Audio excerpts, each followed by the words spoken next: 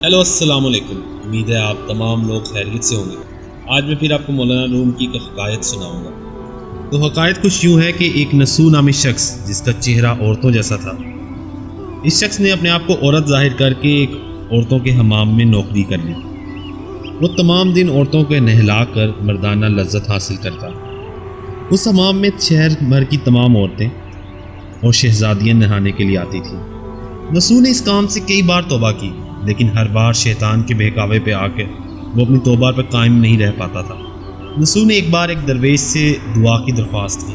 वो दरवेश नसू के इस गुनाह से वाकिफ़ थे, लेकिन उन्होंने ये बात कभी किसी पर जाहिर ना की थी कि नसू क्या करता है। औलिया अल्लाह की ख़ुसूसी अता की बिना पर लोगों की कल्बी कैफियत से वाकिफ़ होते हैं, लेकिन वो इसे जाहिर नहीं करते। दरवेश ने नसू से कहा, है नसू, जिस गुनाह से तू वाकिफ़ है, खुदा तुझे इस पर कायम रहने की तौफीक दे तो इससे छुटकारा हासिल कर पाए। इस तरह वक्त गुजरता रहा और नसू औरत बनकर हमाम में काम करता रहा और औरतों के जिस्म से मर्दाना लज्जत हासिल करता रहा। इस दौरान एक दिन वो हमाम में अपने मशगले में मसरूफ़ था कि शहजादी हमाम में आई और उसका एक कीमती मोती गुम हो गया। शहजादी ने हमाम की दरबान से कहकर तमाम लोगों की तलाशी लेने को कहा।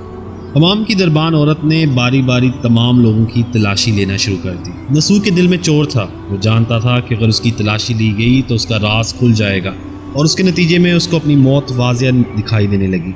वो तन्हाई में चला गया और अल्लाह से फरियाद करने लगा, ए अल्लाह, मैंने बहुत दफ़ा तौबा और अहद तोड़े हैं, अब तलाशी की नौबत मुझ तक आ पहुंची है और अगर मेरी तलाशी ली गई तो मैं सख्त मुसीबत में फंस जाऊंगा। इस गम और डर से मेरे जिगर में आग लग गई है। अब तेरी रहमत के सिवा मुझे कोई नहीं बचा सकता। ए अल्लाह, वो कर जो तेरे लायक है। मेरी परेशानी और आजिज़ी को देख, मुझे माफ़ फरमा दे और इस मुसीबत से निकाल दे। और अगर आज तूने मेरी पर्दाफशी फरमा दी तो मैं हर ना करने वाले काम से तौबा कर लूँगा, और अगर मैंने तौबा करके फिर भी कोई कोताही या गुनाह किया तो मेरी फरियाद कभी ना सुनना। वो इतना रोया कि रोते रोते बेहोश हो गया। अल्लाह ने उसकी फरियाद सुन ली। जो ही नसू की यह हालत हुई, ऐलान हुआ कि मोती मिल गया है और अब तलाशी लेने का अमल ख़त्म कर दिया गया है। जब नसू होश में आया तो उस पर नूर की वो कैफियत थी कि जो 100 रोज़ों के चिल्लों के बाद आपकी कैफियत होती है। सब लोग उससे माफ़ी मांग रहे थे और उसका हाथ चूम रहे थे। सब लोग शर्मिंदा थे कि क्यों उन्होंने उसकी ग़ीबत की। इस पर लोगों को शक इसलिए भी था कि क्योंकि शहजादी को उससे कोई ख़ास कुर्ब था।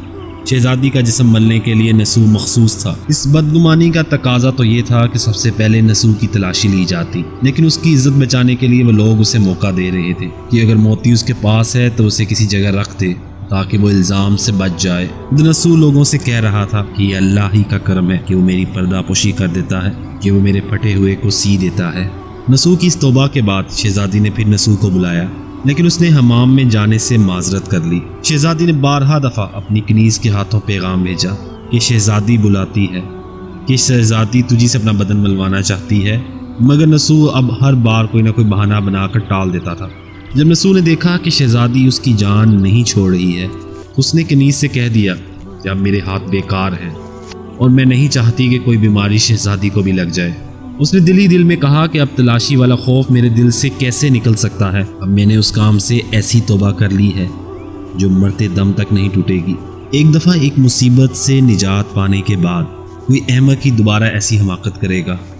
हज़रत मौलाना जलालुद्दीन रूमी फरमाते हैं, इंसान जब नेकी करता है इसके लिए नेकी की राहें खोल दी जाती हैं, और जब बदी करता है तो इसके लिए बदी की राहें खोल दी जाती हैं। तौबा के बाद अगर गुनाह से नफ़रत हो जाए, तौबा के कबूल हो जाने की ये अलामत है। अल्लाह हमें भी तमाम तरह की बुराइयों से तौबा करने की तौफीक अता फरमाए, आमीन। उम्मीद करता हूँ आपको ये वीडियो पसंद आई होगी और मेरी बात अगर अच्छी लगे तो मुझे ज़रूर बताइएगा। अल्लाह हाफ़िज़।